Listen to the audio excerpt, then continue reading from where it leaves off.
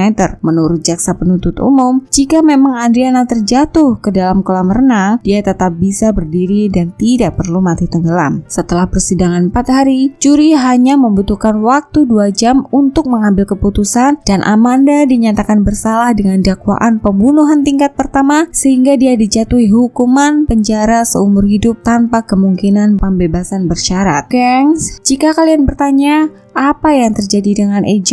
AJ tinggal bersama keluarga baru yang mengadopsinya. AJ dikabarkan hidup normal dan sekarang duduk di bangku sekolah menengah. Mungkin selama hidupnya dia harus mencoba melupakan kesedihan atas kematian kakak perempuannya, terutama dia sudah dewasa dan mengerti apa yang sebenarnya terjadi. Aku sebenarnya sangat penasaran mau mendengar pendapat kalian tentang kasus ini karena ada perbedaan yang menyatakan bahwa kesaksian AJ tidak bisa dijadikan bukti utama dengan alasan anak kecil suka membesar-besarkan cerita dan masih suka bermain imajinasi. Menurut mereka, keputusan juri terlalu beresiko dan spekulatif sehingga orang yang tidak bersalah harus menanggung hukuman penjara seumur hidupnya. Sebagian besar orang lainnya mendukung dan percaya dengan kesaksian AJ. Menurut mereka, kesaksian AJ tersebut merupakan kunci untuk menunjukkan kejadian yang sesungguhnya yang terjadi pada pagi hari itu. Tanpa kesaksiannya, mungkin saja Amanda bebas dari tanggung jawab hukum atas pembunuhan putrinya. Oke geng, sampai di sini dulu cerita mengenai kasus kematian Andriana Hutto. Jangan lupa subscribe, like, dan share sebanyak-banyaknya jika kalian suka cerita ini dan sampai jumpa di video berikutnya.